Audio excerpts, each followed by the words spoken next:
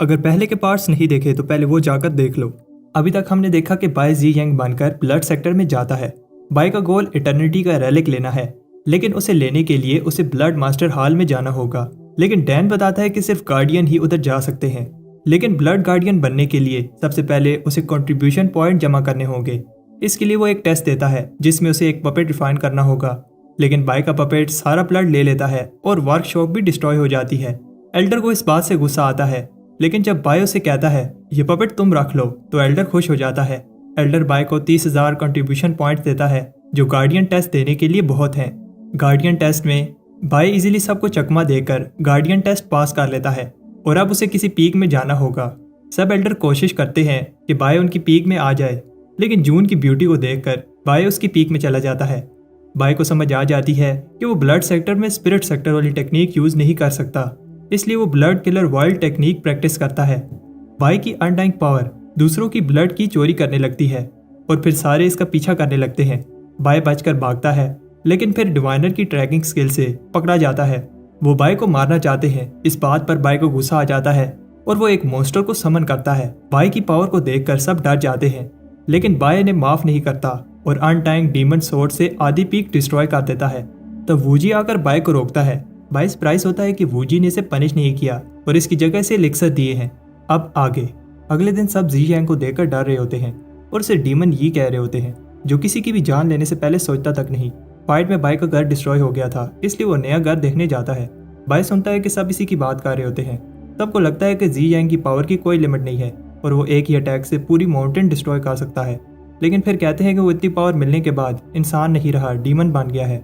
Bye नया घर देखने जाता है, लेकिन जब वो अपना नाम बताता है तो सब डर कर भाग जाते हैं।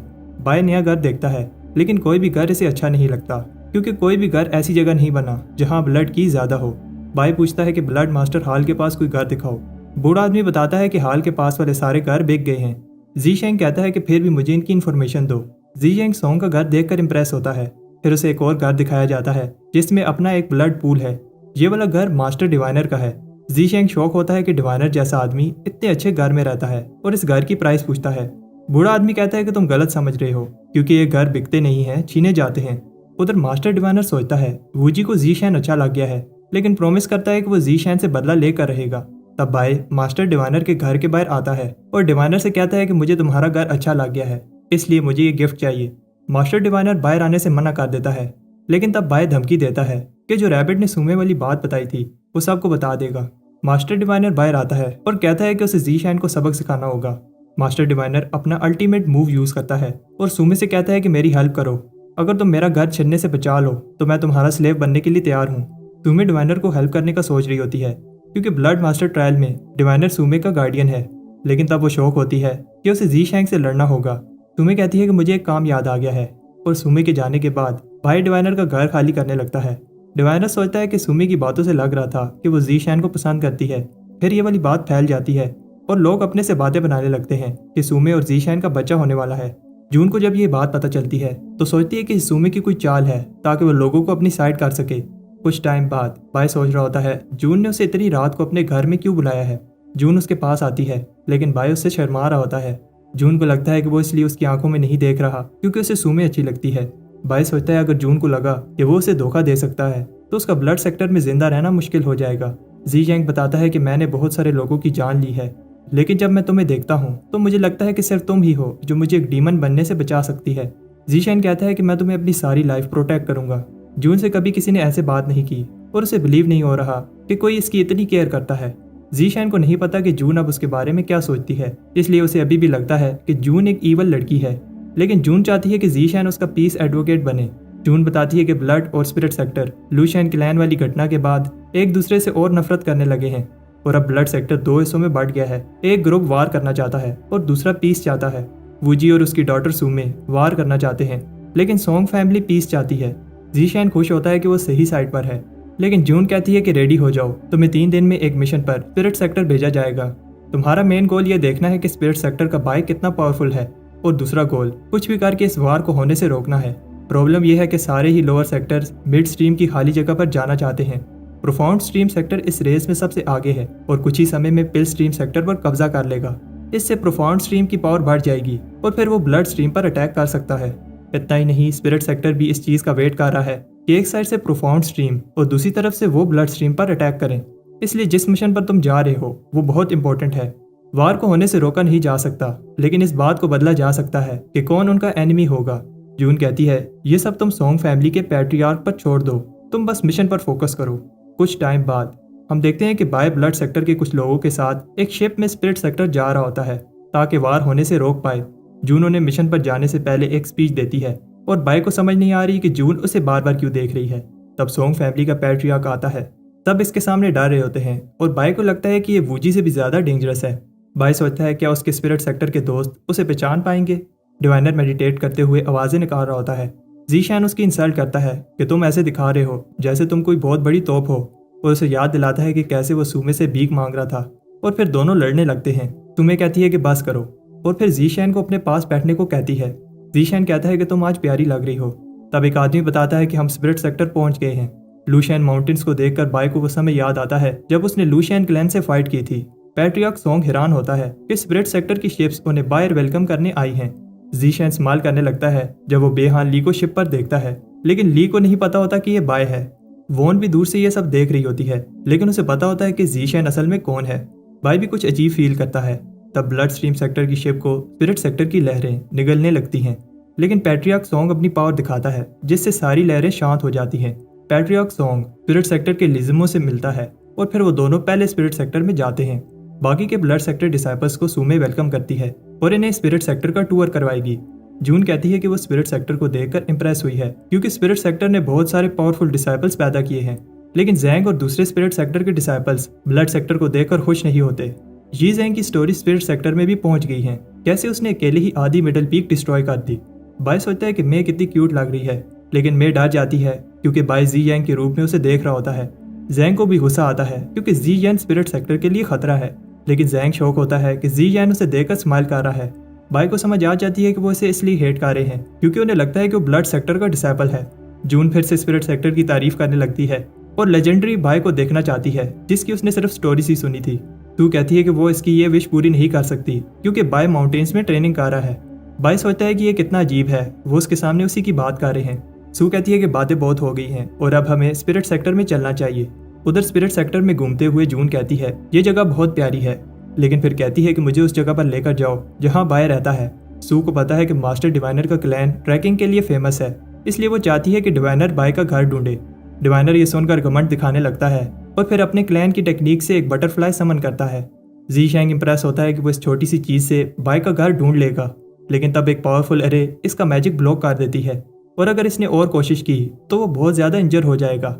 डिवाइनर कहता है कि मैंने ये पता लगा लिया है कि बाय का घर किस साइड पर है, लेकिन अब बाकी सब जी शैंग बताएगा। स्पिरिट सेक्टर वाले कहते हैं कोई आम सा स्टूडेंट हमारी एरे को क्रॉस नहीं कर पाएगा। डिवाइनर कहता है लगता है तुम लोग जी शैंग को कम समझ रहे हो। डिवाइनर को पता है कि जी शैंग को ट्रैकिंग नहीं आती, वो बस इसकी इंसल्ट करवाना चाहता है। बाय को समझ आ जाती है कि डिवाइनर क्या कर रहा है, लेकिन डिवाइनर को ये बात नहीं पता कि वो उसे अपने ही घर को ढूंढने को कह रहा है। जी शैंग पूछता है अगर मैंने पता लगा लिया तो मुझे क्या मिलेगा। डिवाइनर कहता है अगर तुमने ऐसा कर लिया तो मैं झुककर तुमसे माफी मांगूंगा। डिवाइनर सोचता है अब वो जी शैंग से अपनी इंसल्ट का बदला ले पाएगा, लेकिन तब जी शैन थोड़ा ड्रामा करने के बाद कहता है कि मैंने बाय का घर ढूंढ लिया है। जब जी शैन उन्हें वो जगह दिखाता है तो डिवाइनर इसकी बात पर बिलीव नहीं करता कि यही बाय का घर है, लेकिन सू कहती है कि जी शैन सही कह रहा है। जी शैन कहता है कि मेरा रिवार्ड कहाँ है। डिवाइनर अभी भी इसकी बात पर बिलीव नहीं करता कि जी शैन के पास वही स्किल है जो मेरे पास है। फिर डिवाइनर इसे आइटम टेस्ट में चैलेंज करता है। डिवाइनर बताता है कि ये घर पेल रिफाइनिंग की वजह से डिस्ट्रॉय हुआ है। जी शैन कहता है कि मैं भी सेंस कर पा रहा हूँ कि यहाँ कुछ अजीब हुआ था, एक रैबिट बोलने लगा था। डिवाइनर कहता है कि जी शैन अपने से बातें बना रहा है, लेकिन स्पिरिट सेक्टर वाले कहते हैं कि जी शैन सही कह रहा है। फिर जी शैन स्पिरिट सेक्टर में जगह जगह जाकर बताता है कि बाय ने यहाँ क्या क्या किया था, जिससे ये प्रूव हो जाता है कि जी शैन की ट्रैकिंग स्किल्स डिवाइनर से अच्छी हैं। सब तब शौक होते हैं जब वो बताता है कि इस पेड़ को बनाने के लिए कितने प्लांट्स यूज हुए हैं। डिवाइनर कॉन्फिडेंट है कि जी शैन अगली चीज नहीं बता पाएगा, और अगर जी शैन ने यह बता दिया कि ये बिना सर वाला स्टैचू किसका है तो वो अपनी फैमिली का नेम चेंज करके जी शैन रख देगा। जी शैन कहता है कि यह जगह स्पेशल लग रही है, इसका मतलब ये आदमी फेमस होगा, और लगता है कि इस आदमी ने बहुत बार स्पिरिट सेक्टर को बचाने के लिए अपनी लाइफ सेक्रीफाइस की है। जी शैन कहता है कि उसे ब्लड सेक्टर का डिसेबल होते हुए ये बात करते हुए अच्छा तो नहीं लग रहा, लेकिन ये आदमी अपने सेक्टर के लिए कुछ भी करेगा, और फिर बताता है कि स्टैचू एल्डर बाय का है।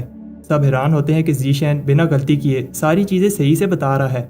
और डिवाइनर भी दुखी होता है कि ज़ीशेन जैसा यंग लड़का मेरे इतने साल हार्ड ट्रेनिंग करने के बाद भी मेरे से आगे निकल गया। जून कहती है कि मैं मानती हूँ कि बाय स्पेशल है, लेकिन हमारे स्पिरिट सेक्टर का ज़ी यंग उस जितना ही पावरफुल है। फिर दोनों सेक्टर्स के डिसाइपल्स चिल्लाने लगते हैं कि कौन ज्यादा पावरफुल है।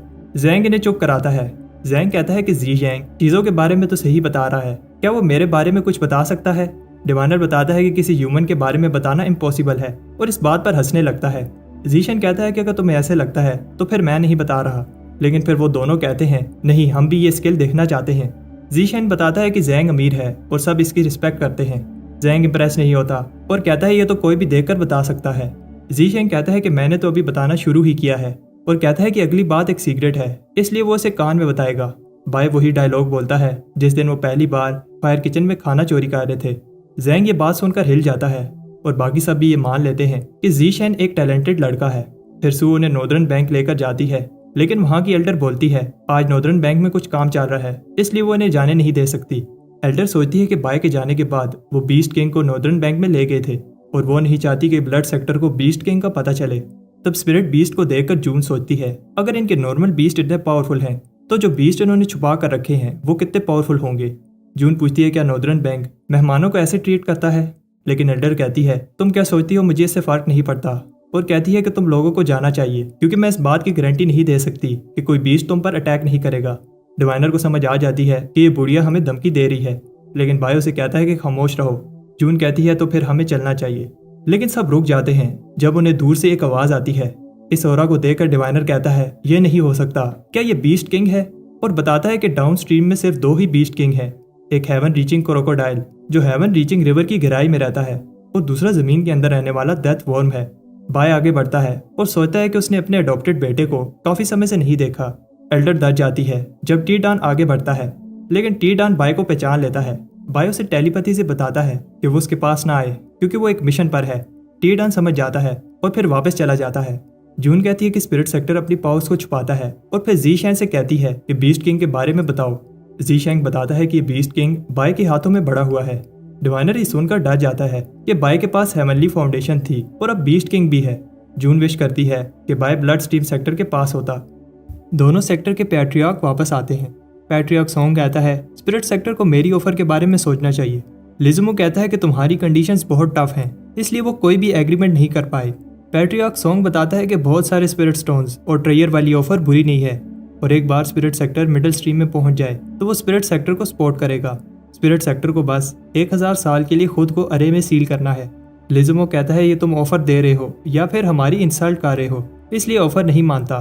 फिर एक और स्पिरिट सेक्टर का पैट्रियार्क आकर कहता है मीटिंग खत्म हो चुकी है, स्पिरिट सेक्टर अटैक नहीं करेगा और ना ही किसी दूसरे डाउन स्ट्रीम सेक्टर का साथ देगा, लेकिन हम प्रिजन में नहीं रहेंगे।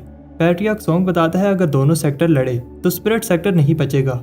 स्पिरिट सेक्टर का पैट्रियार्क कहता है अगर हम खुद को अरे में बंद कर देंगे तो वैसे ही कुछ ही सालों में स्पिरिट सेक्टर खत्म हो जाएगा। क्या तुम चाहते हो कि स्पिरिट सेक्टर के हजारों डिसाइपल्स ऐसे ही अपनी लाइफ सेक्रीफाइस कर दें? अगर वार हुई तो हम भी लड़ेंगे। सिचुएशन बहुत खराब हो जाती है और स्पिरिट सेक्टर के स्टूडेंट्स कह रहे होते हैं कि फाइट करो। पैट्रियार्क सॉन्ग शांत हो जाता है, लेकिन जाने से पहले कहता है कि उन्हें एक बार ठंडे दिमाग से उसकी ऑफर के बारे में सोचना चाहिए। ब्लड सेक्टर चला जाता है, लेकिन लिज़मो कहता है कि हमें पैट्रियार्क सॉन्ग को ऐसे जाने नहीं देना चाहिए। पैट्रियार्क सॉन्ग के बिना ब्लड सेक्टर की पावर कम हो जाएगी। उसे बताया जाता है कि पैट्रियार्क सॉन्ग की कल्टीवेशन बहुत ज्यादा है, अगर वो खुद आया है इसका मतलब वो पूरी तैयारी के साथ आया है। लिज़मो कहता है कि हमारे पास चांस है क्योंकि ब्लड सेक्टर ने पहले धमकी दी है। हंग कहता है कि हमें जल्दी नहीं करनी चाहिए क्योंकि छोटी सी गलती से सारा स्पिरिट सेक्टर खतरे में पड़ सकता है। उधर शिप पर जून ज़ीशेन से कहती है कि तुम घबराओ नहीं, लेकिन तब एक डिसेबल किसी फोर्स की वजह से गिर जाता है। डिवाइनर कहता है कि पैट्रियार्क को प्रोटेक्ट करो। पैट्रियार्क सॉन्ग कहता है कि घबराओ नहीं, ये प्रोटेक्शन अरे की फोर्स थी। तब वूजी सामने आता है और इस बात से सरप्राइज होता है कि स्पिरिट सेक्टर ने अटैक नहीं किया। बाय भी सरप्राइज होता है क्योंकि उसे नहीं पता था कि ब्लड सेक्टर फाइट करने के लिए रेडी था। वूजी इस बात से खुश नहीं होता कि स्पिरिट सेक्टर हमारे जाल में नहीं फंसा। मिशन से वापस आने पर ये झूठी न्यूज फैल जाती है कि स्पिरिट सेक्टर ने हार मान ली है। ज़ीशेन की डिटेक्शन स्किल से स्पिरिट सेक्टर इंप्रेस हुआ और ज़ीशेन से डर कर बाय बाहर ही नहीं आया। बाय दुखी होता है कि दोनों सेक्टर्स कोई एग्रीमेंट नहीं कर पाए और सोचता है कि वो नहीं चाहता वार हो, और उसे अपने दोस्तों की फिक्र हो रही होती है। जून कहती है कि बहुत जल्द पैट्रियार्क डिसीजन ले लेंगे। वूजी नहीं चाहता कि वो दोनों साइड से अटैक खाएं और इसी समय स्पिरिट सेक्टर पर अटैक करने का कहता है। पैट्रियार्क सॉन्ग को लगता है कि अभी भी सब सही हो सकता है। लेकिन वूजी कहता है कि तुम ब्लड सेक्टर के फ्यूचर के साथ खेल रहे हो। पैट्रिया खान साहब को शांत होने का कहता है। तब एक मैसेंजर आकर बताता है कि स्पिरिट सेक्टर ने अपनी अरे एक्टिवेट कर दी है, जिसका मतलब है कि वो वार के लिए रेडी है। हानियन कहता है कि पैट्रिया सॉन्ग ब्लड सेक्टर के लिए अच्छा ही सोच रहे हैं और वो इस बात से खुश है कि स्पिरिट सेक्टर ने लूशियन क्लैन वाली बात नहीं की।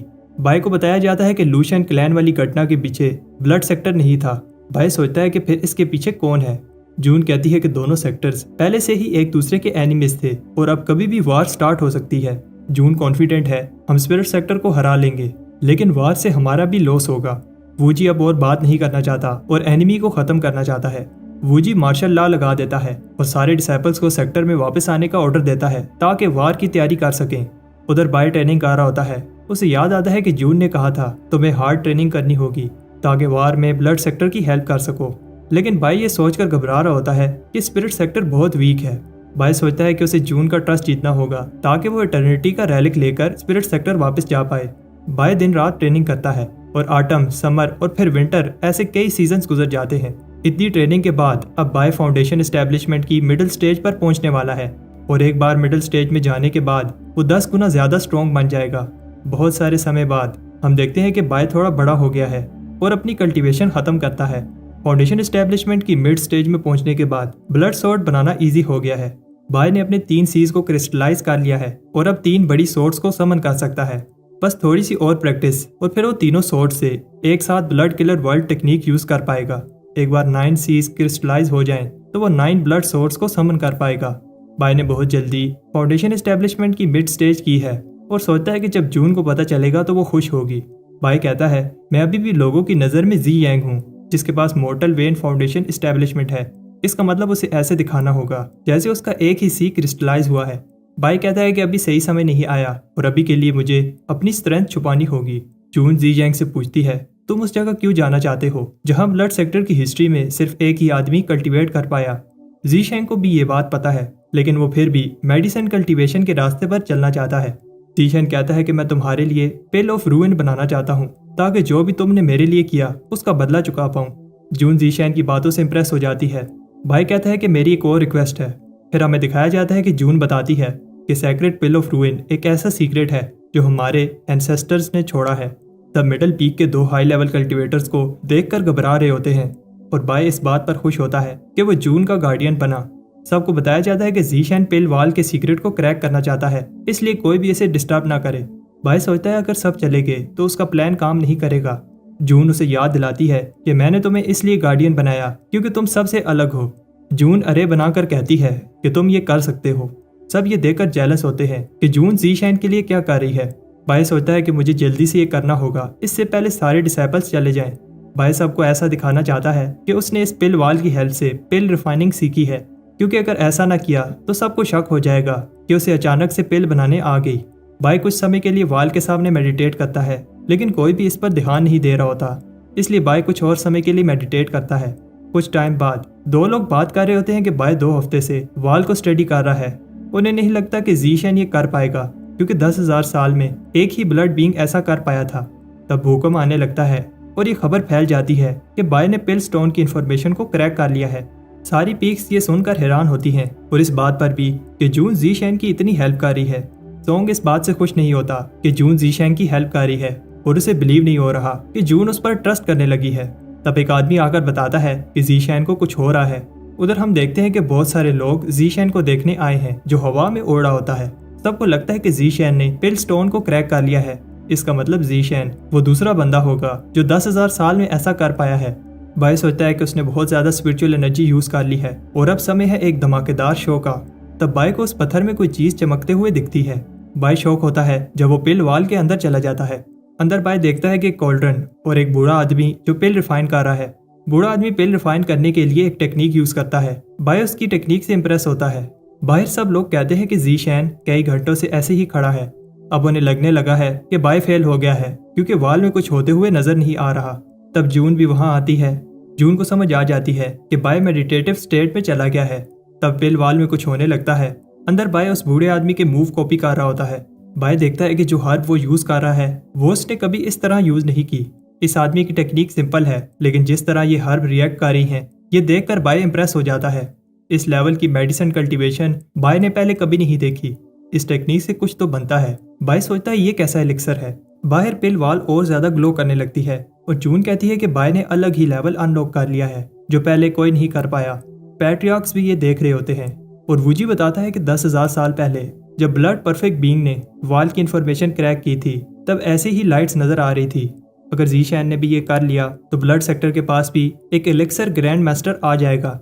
पैट्रियक सॉन्ग कुछ देखता है और जून को कहता है कि जल्दी करो, जीशैन को प्रोटेक्ट करना होगा। कोई भी अगर जीशैन के पास आए तो उसे जिंदा मत छोड़ना। अंदर बाय देखता है कि इस बूढ़े आदमी ने जो चीज बनाई थी फ्लोरल पिल है। एक आवाज बताती है कि इस टेक्निक से कोई भी पिल बनाने से पहले उसे फ्लोरा रिफाइन करना होगा और एक बार फ्लोरा रिफाइन हो जाए तो फिर इसे किसी भी पिल में बदला जा सकता है। फिर ये टेक्निक बाय के पास आ जाती है। इतनी नॉलेज मिलने से बाय बेहोश हो जाता है।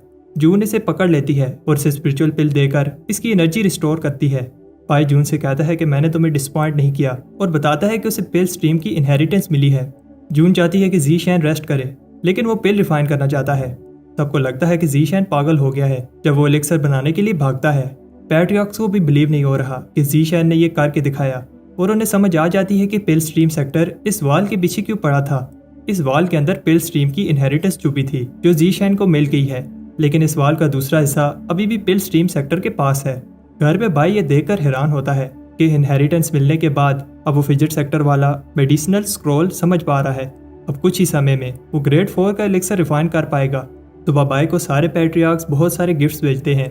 वो चाहते हैं कि जीशैन जल्दी से जल्दी मेडिसिनल पाथ को मास्टर कर ले और इन बॉक्सेस में टॉप ग्रेड्स हर्फ होती हैं जो कि ब्लड सेक्टर्स के ट्रेयर हैं। जीशैन को बिलीव नहीं हो रहा कि वो अपनी आंखों से इतने सारे एक्सपेंसिव एलिक्सर्स देख रहा है। इससे सेक्टर के बेस्ट कोल्ड्रन भी मिलते हैं और जीशैन को बताया जाता है कि ये सारे गिफ्ट्स नहीं है, और भी गिफ्ट्स हैं जो कुछ समय में आ जाएंगे। ये बात सुनकर बाय कहता है कि वो सारे पैट्रियार्क से बहुत प्यार करता है। तब बात कर रहे होते हैं कि जीशैन ने खुद को 1 महीने से अंदर बंद किया हुआ है। डिवाइनर कहता है कि जीशैन ने बस थोड़ी सी वाल की इन्फॉर्मेशन क्रैक की है और उसे नहीं लगता कि इतनी सी इन्फॉर्मेशन से जीशैन 4th ग्रेड पिल बना पाएगा। डिवाइनर ने सुना है कि सारे प्लांट्स और हर्ब्स इसे दे दिए गए हैं और इसे समझ नहीं आ रही कि पैट्रियार्क जीशैन पर इतना ट्रस्ट क्यों करते हैं। लेकिन तब बाई की रिफाइनिंग खराब हो जाती है और जून ये देखकर हैरान होती है कि पिल रिफाइनिंग करना इतना डेंजरस हो सकता है। अंदर बाई सोच रहा होता है कि उसने तो सारे स्टेप सही से किए थे, आखिर गलती कहाँ से हुई। उसे लगता है कि पोटेंसी रिफाइनिंग के समय कोई गलती नहीं हुई और सोचता है कि जब पिल शेप ले रही थी तब कोई गलती हुई होगी। बाई को लगता है कि पिल इसलिए टूट रही है क्योंकि पिल को सही से ऑक्सीजन नहीं मिल रही। बाई एक और हर्ब यूज करता है ताकि वो एयर को प्योरीफाई कर पाए। बाई कॉन्फिडेंस से हर्ब डालता है लेकिन कोल्ड्रन फिर से फट जाता है। सिटी में सब लोग गुस्से में होते हैं और डिवाइनर ने जो नया घर लिया था वो भी डिस्ट्रॉय हो गया है। डिवाइनर को गुस्सा आता है लेकिन फिर एक और फर्नेस आकर उस पर गिरता है। जून घबरा रही होती है क्योंकि अगर ऐसे ही चलता रहा तो वो भी लोगों के गुस्से को रोक नहीं पाएगी। उधर बाय मस्त अपना घर में पिल बना रहा होता है और सोचता है कि ब्लड सेक्टर कितना अच्छा है, कोई भी इसे डिस्टर्ब करने नहीं आया, जबकि स्पिरिट सेक्टर में सब लोग कंप्लेन ही करते रहते थे। बाय कॉन्फिडेंट है कि इस बार की रिफाइनिंग से 4th ग्रेड एलिक्सर बन जाएगा, लेकिन वो गलत होता है। कोल्ड्रन फिर से फट जाता है और इसी तरह बार बार कोल्ड्रन फटने से सिटी डिस्ट्रॉय हो रहा होता है। उधर सॉन्ग की कल्टीवेशन भी खराब हो जाती है और सॉन्ग कहता है कि अब बस बहुत हुआ। बूजी कहता है कि ये ज्यादा नहीं हो गया। पैट्रियर्क सॉन्ग कहता है कि एक ब्लड सेक्टर डिसाइपल को ऐसे ही हार्ड वर्किंग होना चाहिए। जब और कोई एलिक्सर रिफाइन करता है तो ऐसे जैसे गुनगुना पानी हो, लेकिन जब जीशैन रिफाइनिंग करता है तो बिजली गिरने लगती है।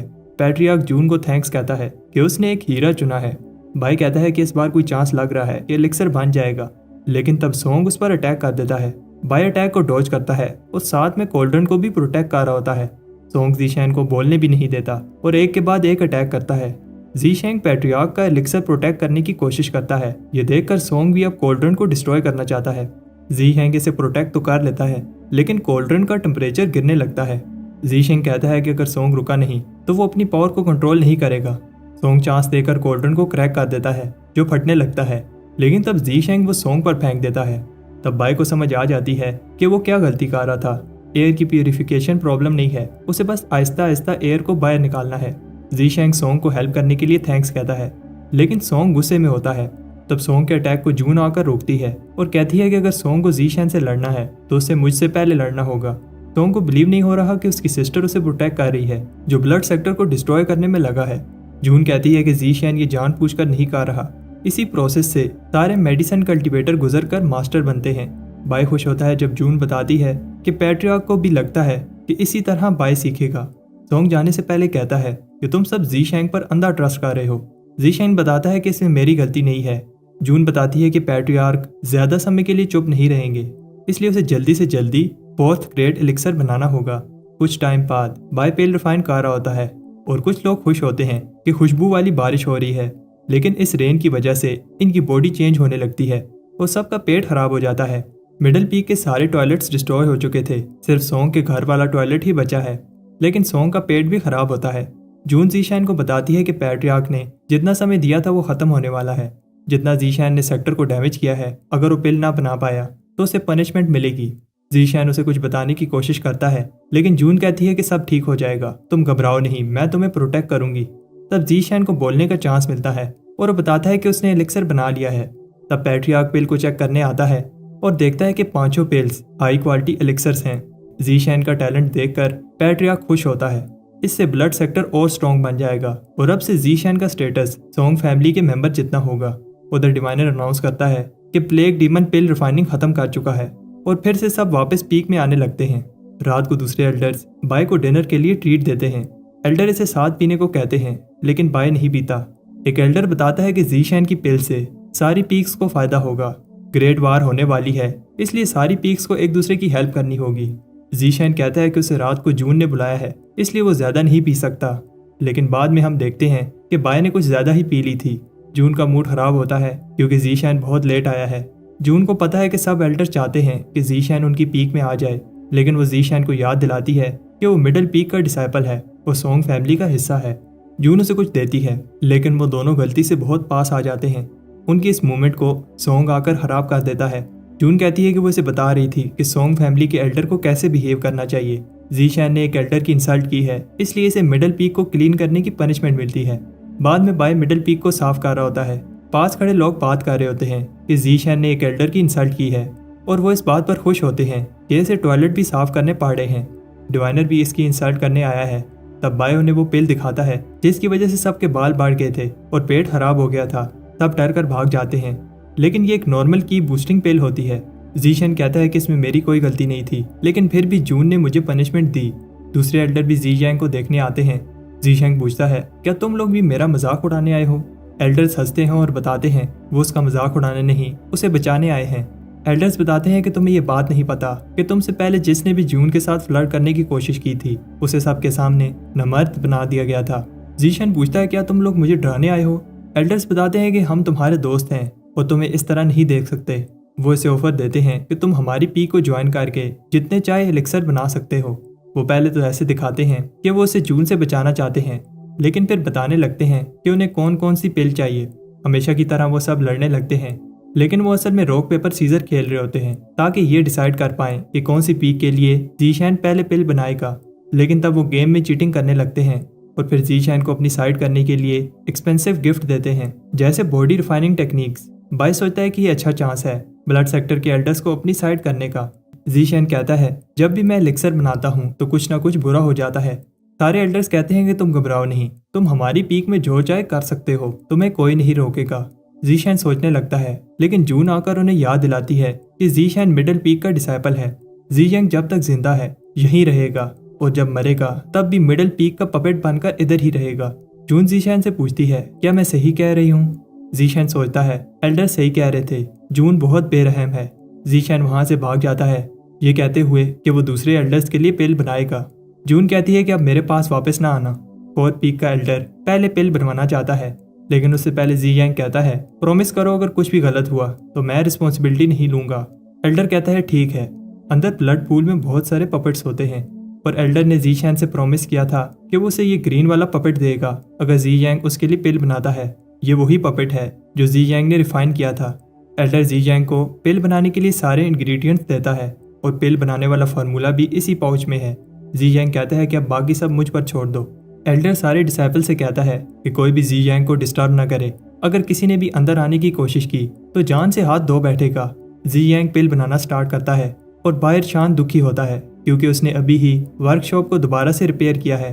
अंदर बाय पपेट बनाने वाला फार्मूला पढ़ रहा होता है। ये पिल बनाना बहुत टफ है। बाय इम्प्रेस होता है कि इस पिल की हेल्प से black puppet flying puppet stage पर पहुंच जाएंगे। और इनकी पावर कोर फॉर्मेशन रेल्म के बराबर हो जाएगी। फिर ये पपेट्स दूसरे पपेट्स को कंट्रोल कर पाएंगे। बाय सोचता है कि ऐसा करने से स्पिरिट सेक्टर खतरे में पड़ जाएगा, लेकिन अगर उसने पिल का फार्मूला चेंज किया तो सबको शक हो जाएगा। बाय सोचता है एक ही रास्ता है, मैं इनकी पावर तो कम नहीं कर सकता, लेकिन इन पपेट्स का कंट्रोल अपने पास रख सकता हूँ। बाय पिल बनाने के लिए पिल वाल वाली टेक्निक यूज करता है। इस पिल को बनाने के लिए बाय ग्रीन पपेट को कोल्ड्रन की तरह यूज करेगा। पहला स्टेप तो इजी है, लेकिन छोटी सी गलती से सब खराब हो सकता है। बाय पपेट को क्रैक करने के बाद पिल को ग्रीन वाले पपेट के अंदर डाल देता है। शान कहता है कि ये कैसी आवाज थी, और फिर उसे समझ आ जाती है कि ज़ीशेंग फिर से वर्कशॉप को डिस्ट्रॉय कर रहा है। अंदर बाय देखता है कि कुछ गड़बड़ है। उसे समझ आ जाती है कि ब्लड लिक्विड के अंदर इम्प्योरिटीज हैं। बाय पहली रिफाइनिंग के लास्ट स्टेप पर है, इसलिए उसे जल्दी ही ब्लड को क्लीन करना होगा। बाय सही समय पर ब्लड को प्योरीफाई करके पपेट को एक बार रिफाइन कर लेता है, लेकिन तब सारी इम्प्योरिटीज ब्लैक स्मोक की शक्ल में हवा में फैल जाती हैं। बाय जो भी स्मोक में सांस लेता है उसे वो चीजें नजर आने लगती हैं जो रियल में नहीं होती। शान देखता है कि स्मोक की वजह से ऐसा लग रहा है ये लोग दिन में सपने देख रहे हैं। मुझे ग्रैंड एल्डर को रिपोर्ट करना होगा। शान कहता है कि एल्डर आप देख रहे हैं ज़ीशेंग क्या कह रहा है, लेकिन ब्लैक स्मोक की वजह से शान को एल्डर नजर आ रहा होता है जो कि असल में वहां नहीं होता। बाद में एल्डर आता है, लेकिन उसे भी बिलीव नहीं होता ये सब ज़ीशेंग की पिल की वजह से हो रहा है। एल्डर कहता है ये इतना भी बुरा नहीं है, इससे कोई चीज डिस्ट्रॉय तो नहीं हो रही। तब एल्डर भी उस स्मोक में सांस लेता है। जब दूसरे एल्डर्स को ये न्यूज मिलती है तो वो कहते हैं कि उन्होंने सोचा नहीं था ज़ीशेंग की रिफाइनिंग इतनी डेंजरस होगी। मिडल पीक में जून कहती है कि ज़ीशेंग ने मुझे कभी नहीं समझा। जून ने उसका हर कदम पर साथ दिया, लेकिन कामयाबी ज़ीशेंग के सर पर चढ़ गई। अब जून को लगने लगा है कि मैंने उसकी केयर करके गलती की, और उसके लिए इतना सब करने के बाद भी वो दूसरों के साथ मिल गया है। जून विश करती है कि वो कभी वापस ना आए और कहती है कि मुझे ज़ीशेंग की जरूरत नहीं है। उधर बाय अब सबसे टफ स्टेप पर है। पपेट पर ब्लड रिवीजन टेक्निक यूज करनी होगी, जिसकी हेल्प से वो ब्लड पपेट पिल को 2 हिस्सों में बांटकर प्राइमरी और सेकेंडरी 2 पिल बना पाएगा। ये थोड़ा टफ होता है, लेकिन बाय ये कर लेता है। वो एल्डर को सिर्फ सेकेंडरी पिल देगा और प्राइमरी पिल अपने पास ही रखेगा। बाय एल्डर को बताने जाता है कि उसने पिल बना ली है, लेकिन वो ये देखकर शौक होता है कि सब अजीब बिहेव कर रहे हैं। बाय शान को जोर से चांटा मारता है। शान पूछता है मैं कहाँ हूँ, क्या मैं मर गया हूँ, और क्या ये नर्क है। ऊपर ग्रैंड एल्डर को देखकर शान कहता है कि एनिमी ने हम पर नजर रखने के लिए ये ईगल भेजा है। शान ईगल को गिराने के लिए एक बॉम्ब फेंकता है। तब एल्डर को भी होश आ जाता है, जो बहुत गुस्से में होता है। ज़ीशेंग उसे याद दिलाता है कि उसने क्या प्रॉमिस किया था। एल्डर नहीं सुनता और अटैक करता है। तब जून भी ज़ीशेंग को बचाने के लिए आती है, लेकिन ज़ीशेंग उसे पिल दिखाता है। ग्रैंड एल्डर रुक जाता है और कहता है कि ये बोतल मुझे दे दो, लेकिन ज़ीशेंग कहता है कि क्या गारंटी है अगर मैं तुम्हें ये बोतल दे दूं तो तुम मुझे छोड़ दोगे। ज़ीशेंग एलिक्सर को डिस्ट्रॉय करने लगता है, लेकिन एल्डर माफी मांगता है। ज़ीशेंग उस पर ट्रस्ट करके उसे पिल दे देता है। ग्रेड 4 लेजेंडरी पपेट रेजिंग पिल को देखकर एल्डर की आंखें चमकने लगती हैं। एल्डर को लगता है कि अब उसकी पीक बाकी पीक से स्ट्रॉन्ग बन जाएगी। बाय सोचता है कि एक बार एल्डर सेकेंडरी पिल यूज कर ले, फिर मैं प्राइमरी पिल खा लूंगा, जिससे सारे पपेट्स मेरा ऑर्डर मानने लगेंगे। बाय देखता है कि जून उसे बचाने आई थी। कुछ टाइम बाद ज़ीशेंग मिडिल पीक पे वापस आता है और जून चाहती है कि ज़ीशेंग अपनी गलती माने। ज़ीशेंग माफी नहीं मांगता और उसे एक एलिक्सर देता है। जून कहती है कि तुम समझ नहीं रहे और गुस्से में एलिक्सर वापस कर देती है। ज़ीशेंग कहता है कि ये कोई आम पिल नहीं है। जून कहती है अगर ये ग्रेड 10 की भी पिल हो तब भी मैं नहीं लूंगी। तब वो दोनों लड़ने लगते हैं और जून कहती है कि इस बार वो इसकी चिकनी चुपड़ी बातों में नहीं आएगी। ज़ीशेंग ने दूसरे एल्डर के पास जाकर उसकी इंसल्ट की है और इस बार वो उसे माफ नहीं करेगी। लेकिन तब बोतल टूट जाती है, जिसकी वजह से एलिक्सर बाहर आ जाता है। जून स्पिरिचुअल फ्रेग्रेंस पिल को देखकर शॉक होती है। ज़ीशेंग कहता है कि ग्रेड 4 की पिल मैंने तुम्हारे लिए बनाई है, और जून को बताता है कि उसके पास ये पिल बनाने के लिए इंग्रेडिएंट्स खत्म हो गए थे, इसलिए वो कोर पीक गया था। उसने इतना सब इसलिए किया क्योंकि वो जून की केयर करता है। ज़ीशेंग कहता है कि अब से जून उसकी ग्रैंड एल्डर है और वो बस उसका एक डिसाइपल ज़ीशेंग है। जून उसे जाने से रोकती है, लेकिन उससे कुछ नहीं कह पाती और ज़ीशेंग इसे गुड बाय कहकर चला जाता है। जून के साथ रिलेशनशिप खत्म करने के बाद घर पे बाय सोच रहा होता है कि आधा दिन बीत गया है, लेकिन जून अभी तक मुझे देखने नहीं आई। तब जून बाहर आती है। जून उससे एक एल्डर की तरह बात करती है। जून बताती है जो पिल ज़ीशेंग ने उसे दी थी खराब थी, इसलिए उसने वो फेंक दी। जून चाहती है कि ज़ीशेंग उसके लिए एक और चार्मिंग फ्रेग्रेंस पिल बनाए। बाय को बिलीव नहीं होता कि जून ने वो पिल फेंक दी जो उसने बड़ी मेहनत के साथ बनाई थी, लेकिन तब वो खुशबू को सूंघकर समझ जाता है कि जून ने पिल खा ली थी। बाय खुश होता है, इसका मतलब जून वाली प्रॉब्लम सॉल्व हो गई है। तब बायर उसे कोई बताता है कि लेसर पी के मार्शल एल्डर ने उसे इनविटेशन भेजी है। उधर जी जैंग को एल्डर बताता है कि वार होने वाली है, इसलिए हमें उसके लिए तैयारी करनी होगी। एल्डर बाय से रिक्वेस्ट करता है कि वो उसे ब्लड बॉडी पेल बनाकर दे, जिससे सारे डिसेबल्स की कल्टीवेशन बढ़ जाएगी। प्रॉब्लम यह है कि उसे एक नहीं 100 पिल्स चाहिए। जी जैंग रिक्वेस्ट सुनकर शौक होता है। तब एल्डर बताता है कि उसके पास बॉइल्ड कोल्ड्रन है। ये कोल्ड्रन स्पेशल है क्योंकि ये हाई प्रेशर सह सकता है। कोल्ड्रन देखकर बाय पेल बनाने के लिए मान जाता है। बाद में बाय पेल बना रहा होता है, तब वाल पर 10 एलिफेंट्स को देखकर शौक होता है। इसका मतलब इस वाल के अंदर बॉडी रिफाइनिंग टेक्निक्स छुपी हैं। ऐसा कहा जाता है कि ब्लड सेक्टर की टेक्निक्स जायंट के हैंड पर रिसर्च करने से बनी है। बाय बताता है कि कैसे उसकी और जायंट की दोनों की फाउंडेशन सेम है। बाय इस सेक्टर में अपनी अनडाइंग पावर के साथ साथ मेडिसिन कल्टीवेशन भी इंक्रीज कर पाएगा। बाय सोचता है क्या ये कोल्ड्रन सच में फटेगा नहीं। इस चीज को टेस्ट करने के लिए बाय 10 गुना स्ट्रॉन्ग एलिक्सर बनाने की ट्राई करता है। बाय इंप्रेस होता है जब कोल्ड्रन को कुछ नहीं होता। बाय खुश होता है कि अब वो अपनी पूरी पावर से रिफाइनिंग कर पाएगा। तब बाय साथ साथ अपनी बॉडी रिफाइनिंग टेक्निक की हेल्प से कोल्ड्रन से की एब्जॉर्ब कर रहा होता है।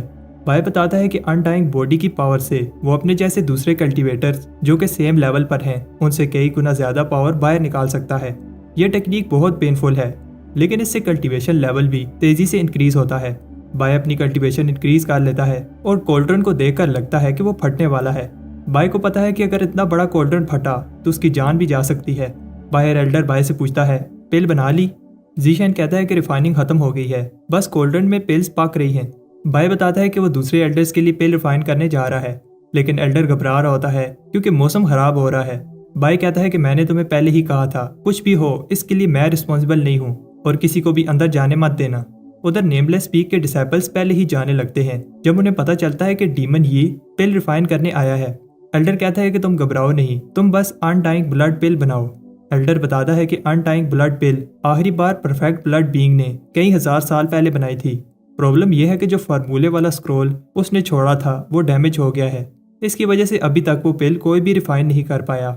जी एंग कहता है कि अगर फार्मूला कंप्लीट नहीं है तो मैं भी नहीं, लेकिन इससे पहले वो कुछ और कहता। एल्डर उसे नेमलेस पीक का डीमन दिखाता है। एल्डर बताता है कि घबराओ नहीं, मुझे पता है कि तुम पिल बना लोगे। उधर जून पैट्रियार्क को बताती है कि नेमलेस पीक वाला डीमन बहुत डेंजरस है और एल्डर ऐसे कैसे उस डीमन से जी जैंग को डरा सकता है।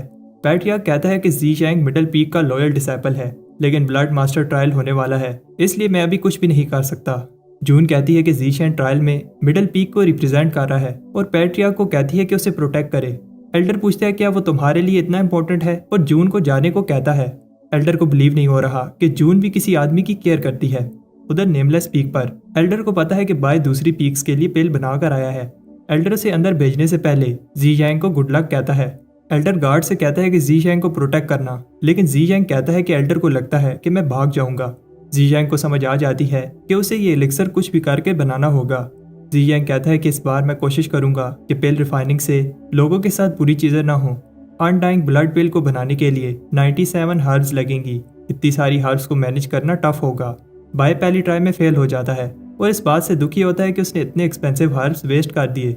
लेकिन तब कोई चीज पिल को चुरा लेती है। बाय देखता है ये छोटे काले मॉन्स्टर्स हैं, ये डिमोनिक क्रीचर्स इम्प्योर एनर्जी से बने हैं। बाय उसे ये पिल देकर एक्सपेरिमेंट करता है। ये पिल खराब है, लेकिन फिर भी इसके अंदर हाई स्पिरिचुअल पावर वाली हर्ब्स हैं। बाय सोचता है कि वो इस मॉन्स्टर पर एलिक्सर ट्राई करेगा। एल्डर ने बताया था कि डीमन अपने मास्टर के साथ भी लॉयल नहीं होते और बाय शॉक होता है जब वो डीमन इस पर अटैक कर देता है। एल्डर ने बताया था कि डीमन को कंट्रोल करने के लिए उसे पहले अच्छे से इसे टेम करना होगा, जो कि बहुत टफ काम है।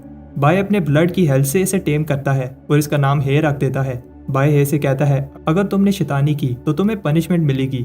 कुछ टाइम बाद बाय कहता है कि वो बहुत बार फेल हो चुका है। ये 5th ग्रेड पिल दूसरी ग्रेड 4 पिल से बनाना ज्यादा मुश्किल है। बाय को समझ नहीं आ रही कि वो क्या गलती कर रहा है। तब उसे एल्डर की बात याद आती है जिसने आखिरी बार पिल बनाई थी। उस ब्लड बीइंग ने भी पिल वाल को क्रैक किया था। इसका मतलब पिल वाल की इंफॉर्मेशन से उसे पिल बनाने में हेल्प हो सकती है। बाय जब ये आइडिया ट्राई करता है तो उसे समझ आ जाती है वो क्या गलती कर रहा था। ये टेक्निक सिंपल है और पावरफुल है। बाय इस पिल की पावर को कम करता है और हे पर ट्राई करता है, लेकिन अभी भी पिल काम नहीं कर रही। लेकिन तब हे ट्रांसफॉर्म होने लगता है और फर्नेस फटने वाला होता है। इससे पहले बाय हे से कहता है कि फर्नेस की एनर्जी एब्जॉर्ब कर लो। बाय हे को शाबाशी देता है, लेकिन हे बाय पर फिर से अटैक करने लगता है।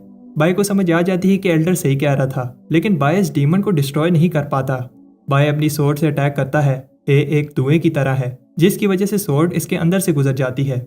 बाय फिर भी इसे सोर्ड से मारने की कोशिश करता है। बाय कहता है कि वो इसे बताएगा एक मास्टर और एक सर्वेंट में कितना डिफरेंस होता है। बाय उस पर अनडाइंग सोर्ड से अटैक करता है लेकिन अचानक रुक जाता है। हे को समझ आ जाती है और वो माफी मांगता है। एल्डर को बताया जाता है कि ज़ीशैन की कोई न्यूज नहीं है और सारे गार्ड्स बेहोश पड़े थे। जब एल्डर चेक करने जाता है तो वो एक डीमन को बाहर आता देखकर डर जाते हैं। अंदर उन्हें एक बॉक्स मिलता है जिस पर ज़ीशैन ने एक नोट छोड़ा है कि वो जल्दी में था लेकिन उसने पिल बना ली है। एल्डर पिल को देखकर इम्प्रेस होता है। बाय मिडल पीक में वापस जा रहा होता है लेकिन उसे लगता है कि वो कुछ भूल रहा है। उधर सोंग उस कोल्ड्रन को देख रहा होता है जो ज़ीशैन लेसर पीक में छोड़कर आया था और कहता है कि इस बार जून भी इसे प्रोटेक्ट नहीं कर पाएगी। उधर जून को ज़ीशैन की फिक्र हो रही होती है और तब ज़ीशैन वापस आ जाता है। जून पूछती है कि वो इतनी जल्दी कैसे आ गया। ज़ीशैन कहता है कि मिडल पीक उसका घर है और वो अपने घर से ज्यादा समय के लिए दूर नहीं रह सकता। ज़ीशैन पूछता है क्या तुम मेरा वेट कर रही थी। जून कहती है कि ऐसा कुछ नहीं है। ज़ीशैन कहता है कि वो जो भी कर रहा है सिर्फ जून के लिए कर रहा है। ज़ीशैन ने उसकी रिक्वेस्ट पर चार्मिंग फ्रेग्रेंस पिल बनाई है। जून सोचती है मैंने तो बस ऐसे ही गुस्से में पिल बनाने का कहा था और पिल को देखकर इमोशनल हो जाती है। ज़ीशैन कहता है कि वो जून को दुखी नहीं देख सकता। सोंग कहता है कि अब ज़ीशैन नहीं बचेगा और ये बात जून को बताना चाहता है लेकिन वो उन दोनों को एक साथ देखकर शौक होता है। सोंग को लगता है कि ज़ीशैन जून के साथ कुछ कर रहा है और अटैक करता है लेकिन फिर शौक होता है जब जून ज़ीशैन को प्रोटेक्ट करती है। सोंग को अपनी आंखों पर बिलीव नहीं हो रहा। जून सोंग पर गुस्सा होती है कि ये तुम क्या कर रहे हो। सोंग कहता है कि ज़ीशैन जो कर रहा है इसकी वजह से मिडल पीक खतरे में पड़ जाएगी। जून उसे डांटती है कि ये तुम कैसी बातें कर रहे हो और उसे सोंग को अपना भाई कहते हुए इंसल्ट फील हो रही है। जून ज़ीशैन का साथ देती है और बताती है कि ज़ीशैन जो भी कर रहा है सोंग फैमिली को स्ट्रॉन्ग बनाने के लिए कर रहा है। सोंग सरप्राइज होता है जब ज़ीशैन सोंग की पनिशमेंट रोकता है। जून कहती है कि तुम ज़ीशैन को कभी समझ ही नहीं पाए। सोंग ये सुनकर पागल होने लगता है जब ज़ीशैन कहता है सोंग अभी बच्चा है कोई बात नहीं और जून सोंग से कहती है ज़ीशैन से माफी मांगो। हम देखते हैं कि ज़ीशैन ये सोंग को गुस्सा दिलाने के लिए कह रहा होता है और ये चीज काम कर रही होती है। सोंग को गुस्सा आता है और पीछे एक एक्सप्लोजन होता है। सोंग शांत हो जाता है जब जून इसके पास आती है लेकिन वो उसके पास से निकल जाती है। जून सोंग से कहती है कि आज के बाद मेरे से बात मत करना। तब सोचते हैं कि एनमी ने अटैक कर दिया है लेकिन जून बताती है कि लेसर मार्शल पीक अचानक फट गई। आधी पीक डिस्ट्रॉय हो गई है। बाय को समझ आ जाती है कि ये उस कोल्डन की वजह से हुआ है। बाय ने सोचा नहीं था कि कोल्डन इतना डेंजरस होगा और जल्दी से लेसर पीक में जाता है। ज़ीशैन को समझ नहीं आ रही कि इतना स्ट्रॉन्ग कोल्डन कैसे फट गया। लेसर मार्शल एल्डर गुस्से में होता है और ज़ीशैन से कहता है कि मेरी पीक को डिस्ट्रॉय करने के बाद तुम्हारी यहाँ आने की हिम्मत कैसे हुई। एल्डर ज़ीशैन से कहता है एक्सप्लेन करो। ज़ीशैन कहता है कि तुम मेरे से एक्सप्लेनेशन क्यों मांग रहे हो। एल्डर कहता है क्योंकि तुमने ही लास्ट टाइम यहाँ पिल रिफाइन की थी। बाय कहता है कि तुम सही कह रहे हो, मैंने 4 महीने मेहनत करके पिल पर काम किया लेकिन तुमने झूठ बोला था कि कोल्डन फटेगा नहीं। एल्डर कहता है कि यह तुम्हारी गलती है, तुमने कोल्डन को लगा छोड़ दिया जिससे इतना प्रेशर बना कि कोल्डन के फटने से आधी पीक डिस्ट्रॉय होगी। ज़ीशैन को गुस्सा आता है क्योंकि एल्डर पॉइंट से हट रहा है। ग्रेड 5 पिल के लिए एक जैसा हाई प्रेशर और टेम्परेचर चाहिए होता है और ये इसकी गलती नहीं है कि फर्नेस ये सब सह नहीं पाया।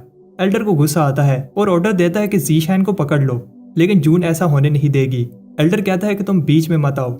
जून कहती है कि अगर तुम ज़ीशैन चाहिए तो पहले मेरे से लड़ना होगा। दोनों एल्डर्स लड़ने के लिए तैयार होते हैं और अपनी पावरफुल टेक्निक से अटैक करते हैं। बाय सोचता है कि ब्लड मास्टर ट्रायल आने वाला है और जून ने उसके लिए सोंग को पनिश किया और अब एक पावरफुल एल्डर से लड़ रही है। ये दोनों पीक लेट फाउंडेशन एस्टेब्लिशमेंट पर हैं और अगर ऐसे ही चलता रहा तो दोनों इंजर हो जाएंगे। तब दूसरे एल्डर्स आकर फाइट को रोकते हैं और कहते हैं कि पिल बनाने से पहले इस चीज का रिस्क था कि कुछ ऐसा हो सकता है। एल्डर ज़ीशैन की साइड लेते हैं। तब बाय को किसी चीज की खुशबू आती है। बाय बताता है कि ये मेडिसिनल सेंट उस एलिक्सर का है जो मैं बना रहा था। लेसर पीक का एल्डर कहता है कि बस करो, ड्रामा बंद करो और दूसरे एल्डर्स भी सोचते हैं कि ज़ीशैन फेल होने की वजह से पागल हो गया है। जून ज़ीशैन से कहती है खुद को संभालो, इसमें तुम्हारी गलती नहीं है। लेकिन तब सब एक रेनबो लाइट को देखकर शॉक होते हैं। ये एक ग्रेड 5 का एलिक्सर होता है। सबको पता है कि ये एलिक्सर एक ट्रेयर है जिसकी कोई वैल्यू नहीं लगा सकता। जून ने अपनी लाइफ में पहली बार ग्रेड 5 का एलिक्सर देखा है। पिल स्ट्रीम सेक्टर में भी सिर्फ एक ही मास्टर है जो ग्रेड 5 का एलिक्सर बना सकता है। तब एल्डर बाय पर झपटने लगते हैं और इसे कहते हैं ये पिल मुझे सेल कर दो। लेसर मार्शल एल्डर कहता है ये पिल मुझे मिलनी चाहिए और ज़ीशैन से माफी मांगता है और बताता है कि मैं तो मजाक कर रहा था। ज़ीशैन बताता है कि कैसे ये जोक बहुत डेंजरस था। एल्डर 3 गुना पैसे देने के लिए तैयार है लेकिन ज़ीशैन नहीं मानता। फिर एल्डर कहता है तुम ही बताओ तुम क्या चाहते हो। जून कहती है कि ये पिल और जी यंग दोनों मिडिल पीक के हैं। एल्डर्स को ये बात अच्छी नहीं लगती क्योंकि मिडिल पीक सारा प्रॉफिट लेकर जा रहा है। जी यंग कहता है कि पिल मैंने बनाई है, इसलिए जिसको चाहिए मेरे से आकर बात करो। तब पैट्रियर्क सॉन्ग आता है और बताता है कि जैसा एग्रीमेंट हुआ था ये पिल लेसर पीक की है। जी यंग ने ग्रेड 5 की पिल बनाई है जो कि बहुत बड़ी बात है, इसलिए इसे मिडिल पीक का ब्लड एल्डर बना दिया जाता है। जून बताती है कि blood Elder rank grand Elder rank से एक रैंक नीचे है। पैट्रियर्क ऑर्डर देता है कि लेसर पीक जी यंग के लिए ब्लड बैटल रोब बनाएगी। जून बताती है कि ब्लड बैटल रोब इतनी एक्सपेंसिव है कि इतने पैसों में आधी लेसर पीक खरीद सकते हो। पैट्रियर्क 3 बातें अनाउंस करता है।